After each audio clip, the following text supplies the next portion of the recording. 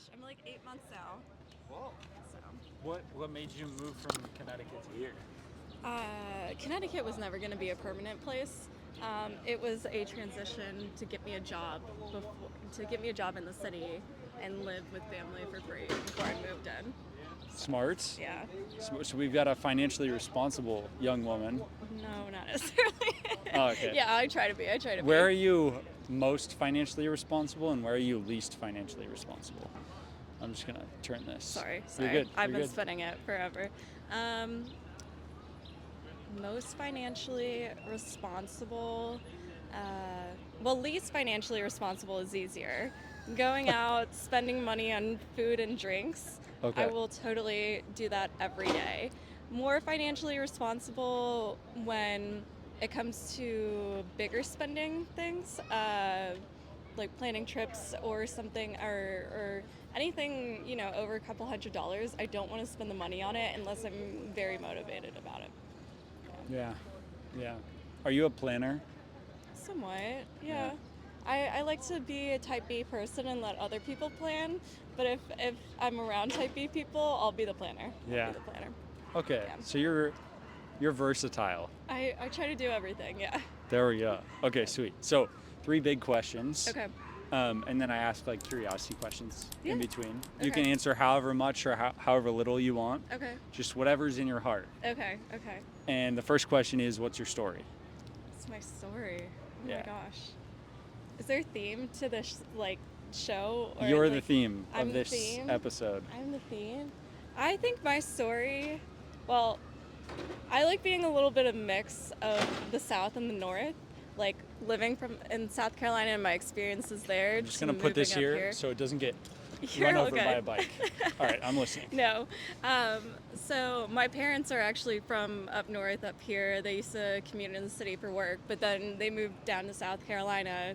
I lived there my entire life and then moved up here. So I feel like I am a combination of growing up in the South with northern parents, but now living here, being a whole combination. I think that's pretty unique, and I think I like that about myself. What parts of the South do you have in your identity, and what parts of the North do you have in your identity? I'm too polite in a way. The South is very has strong mannerisms, and it's more passive aggressive, I'd say, as in not everything's going out. So it's a benefit sometimes, and then other times it's a struggle. I got told at work the other day, I say I'm sorry too much, and it's just a polite thing that I feel like came from the South. And then the North, my driving maybe. I don't know. I came up here I don't know. I feel like I can be pretty loud though and confident, and I feel like that's what it takes to make it in a city like this. It takes a louder, strong person to be in the city. Yeah. Why wouldn't a quieter person be able to do well? You have to go out of your way to do, literally everything. Like anything from going grocery shopping, it takes so much more steps than it would back anywhere else in the world where you can just hop in your car and it's easy. But I also think to make it here, you have to put so much out there. You have to put yourself out there. You have to meet people. New York is it's just different from the rest of the world, and I think you have to kind of be a little bit confident in yourself to step in and be a part of it. Yeah. What are you most excited about going forward right now? What am I most excited about? Well, this is my first summer in New York City, so I'm pretty excited for that right now. And yeah, I mean, I try to be a go with the flow person. So I just like spending time with my friends, and if that means, we've got good weather this summer, I'm looking forward to it. Yeah. Good weather. Yeah. It's the simple things. It's the simple things, exactly. Yeah. And I'm from the South, so I have a problem with the winter weather. Yeah. So. Okay. Yeah. Second big question. Okay. What problem in the world right now is most meaningful to you? Most meaningful to me. that made me really nervous. He drove by really close. Um, what's most meaningful to me? Mm, there's so many things. I don't know. I just think inequality is a big one right now, whether it's like class, race, gender, anything is a big one on my mind. And particularly, I like listening to the news, and really it's been the wealth gap that's Whoa. been, yeah, Can I on time my out for a mind. second? Yeah, yeah. You like listening to the news. Oh, I'm a total news person. I majored in journalism. Right. But I haven't heard anybody say they like listening to the news. Oh, I listen to 4 So- newscasts a day. 4. Yeah, 4 different ones. Okay, so you're well informed. Well, no, it's basic overviews. I think I know enough about recent things, but not crazy. Yeah. And what do you like about it? About the news, About listening to news? Yeah. I like learning. I've always liked learning, so I like having daily updates, knowing what's going on in the world. You can relate to people more when you learn about what's going on in the world. Like, you can just relate to people like you would by seeing the same TikTok video, or being able to understand someone else better because you get a view into their perspective of how they're living. I like learning, so Yeah. Okay, back to yeah. problem that's most meaningful to you. Oh, So you said kind of like division, Yeah. basically, yeah. that there's a lot of discrimination that you're seeing or experiencing. Yeah, I mean, I think I I grew up in a household where fairness, like my parents raised, and I was very lucky to live like this, but I have a younger brother, and my parents always tried to be so fair between me and my brother, to a point where it was, just always established that it was fair. And that's never perfect. But then kind of coming to the real world and seeing the difference is kind of hard sometimes. And I wish it was a little bit interesting. more ideal, where, a little bit of everyone's on the same playing field. Yeah. But that's an ideal world, not really realistic. But the best thing to strive for is an ideal, for sure. Oh, for sure. Yeah. I consider myself a little bit of a realist, though, and I'm like, I strive for it, but you can only get so close. Right. Yeah. Do you feel like you're like experiencing a lot of kind of this discrimination, or like what makes this meaningful to you specifically? I don't think I'm always experiencing it. I think I see it a lot. Yeah. I see it a lot, and then also I get frustrated about gender sometimes, because I see things and I'm like, a man wouldn't have to think about this, just like safety things. Yeah. Right. So not everything applies to me in that sense of inequality, but other, it's always around somewhere. Yeah. Last big question for you. Okay. Who's the most impressive person you've met? Oh, impressive person. And what about them was impressive to you? My mother. And that's such a cliche answer. But my mother grew up without a mom. She died when she was very young. And when I was a kid, I gave my mom a lot of shit. And now I'm super, super close with her. And it's just, I tell her even, I'm like, I want you to raise my kids, because I think I turned out well because of how you parented me. Wow. And she did that all without a mom around to teach her that. So I think that's pretty impressive. Yeah. What are the things that she did right? Like, if you were to be specific, like one of the things you mentioned is her Fair. and your dad Yeah. were super like focused on it being equal or fair between your brother and you. Yeah. What are some of the other things? I mean, just always being there for me. In anything, she's helped me get through, a lot of hard times, and even if and she's always unsure if she says the right thing during those difficult times, but what she doesn't realize is it does help. Nobody knows you like your mom does. And so she does What else? She says the right things a lot, and she's always there. And I don't know. I think just being there most of my life. I mean, she's back in South Carolina right now, but I talk to her almost daily, and I think I love having that relationship with her. Yeah, it's a pretty good thing. Yeah. Can I ask you an extra credit question? Yeah, please. Bonus points. Exactly. You got to always go for extra credit. Yeah. Instead of New York advice, Okay. I'm asking people for New York challenges. Okay. What's your New York challenge to me or to whoever's watching? To anyone. Can it be difficult? Yeah, yeah. Because this is It just has to be like focused, you know? Like I'll like give a an goal to a challenge. Yeah, because you could say like go be kind to people or talk to your Okay. neighbors. But that's not really like how do I Yeah. that's not actionable. Yeah. Or you could say make 5 people smile today by talking to them. Yeah. There you Actionable. go. You're doing so good. So, what is your New York challenge? Okay, well, mine is a little bit, I've been thinking about doing this myself a little bit, and this is about getting to know the place that you live in better, so kind of like you walking around meeting people, but walking more out of your way, different directions, getting to know the neighborhood and city you actually live in. I want to walk as many blocks, streets of New York City as I can. And so one thing I do is I take a different route home from work each day, and maybe it's a longer route, but I Nice. get to walk and see things and discover little gems in the city. Yeah, Yeah. it's a good So challenge. so go walk around somewhere different. Take a different route. Yeah, take a different route. Yeah. Thanks. Yeah. Thanks Yeah. for saying yes. Anything else? I think you're probably the fastest yes. Oh, I'm very easy with this. I'm glad to know that. I This is an interesting thing to me about salespeople though. Yeah. Is they're pretty desensitized to other people.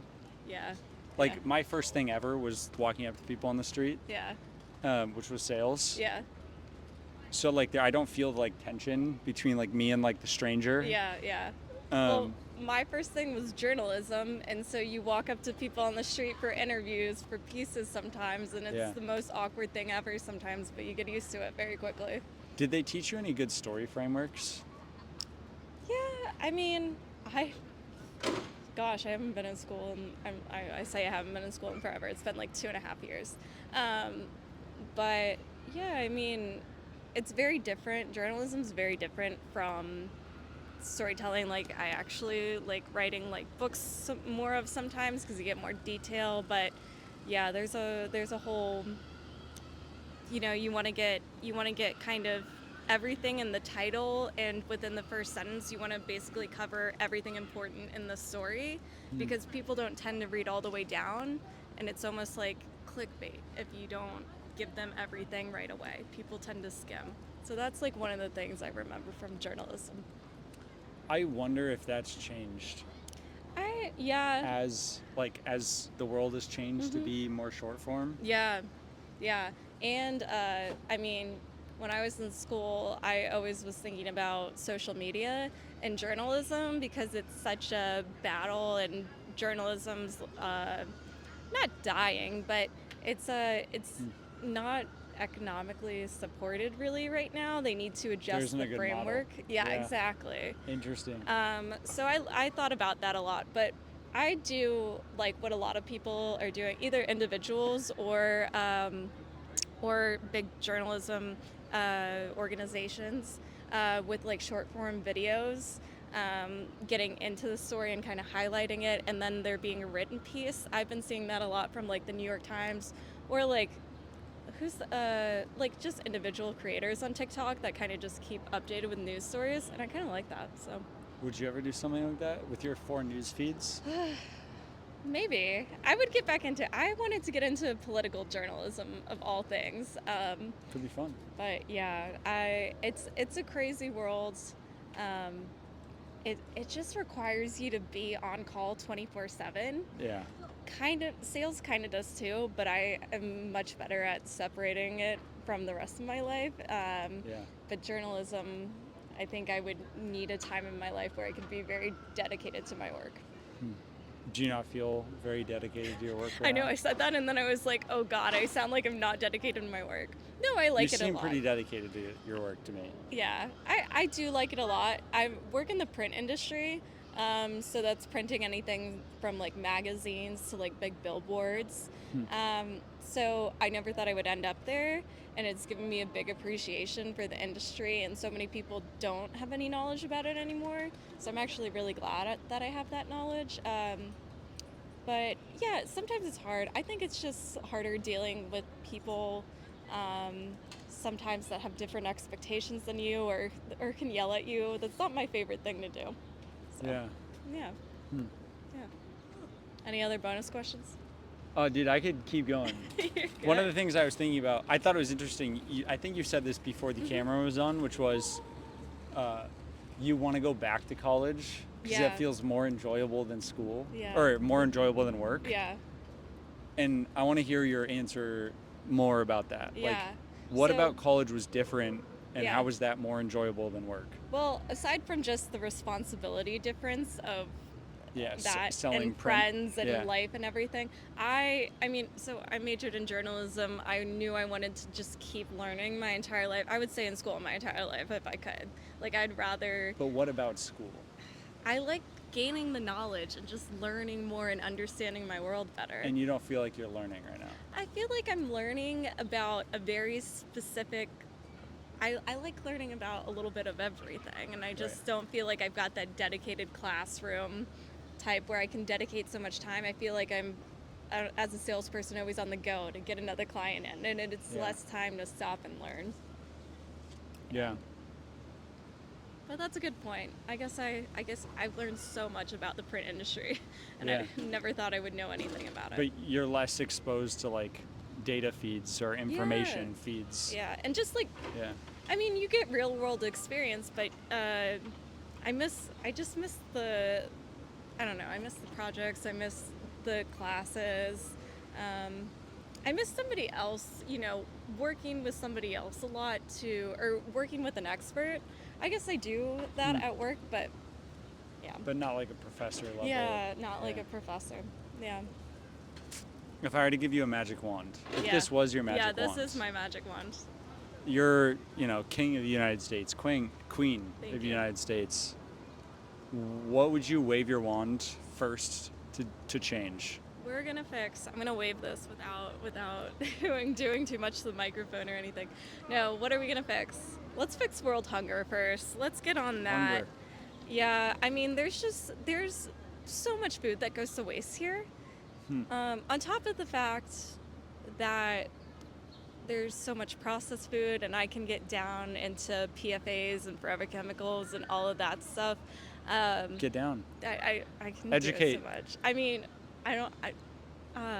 forever chemicals are in 95% of living things, if not more. I listened to a news podcast about it the other week. They're still studying the side effects, whether they actually can pass through you within your lifetime, but they don't break down. They're made in a lab. I don't know. I can get really into it. I love it. It's good. It's things people need to know. Yeah, exactly. People don't know. They're in your carpet, they're on your pans, they're in your clothes. Like anything water resistant or like rain resistant, just anti-wet, has PFAs in it. Whoa. So like your rain jacket, PFAs. It's still Lululemon. I think I saw in the news like just stopped using it recently. It's definitely been in their clothes at one point. Yeah. So Do you have a newscaster voice? I probably do. You It's seem way like back down in the Like, brain what if somewhere. you practiced in the mirror? If I practice in the mirror. Well, I was gonna have us end on Yeah. you giving the news in your newscaster voice. What's my news today? Sure, Today. I would ask you that. What was my breaking news today? You could be about PFAs. I know. I mean, warning: PFAs are everywhere. They're in every living thing. All right, newscaster voice. It's gonna come out as like my work voice, like my cell phone voice. What do I say? I don't know. Breaking. Yeah. Okay. Getting into character. I love that you're so down. I'm trying to do it. I'm trying to do it. It's gonna come off bad though. I'm thinking about it too much. Okay. Okay. Braking. PFAs are all around you. They're 90% of living things on Earth. They do not break down. They're made in labs. They're in your clothes, your rain jackets, your carpet, your pans. Step away from them. You need to learn more and educate yourself, and we need to get companies to stop putting PFAs in everything. Boom. Boom. Nailed it. I don't know. I Put her went on in. a little Put her rant in. there. I went on a rant. It's all good. Yeah. Thanks for hanging out. Yeah, thank you. You're definitely probably the downest person I've met. I'm glad to know it.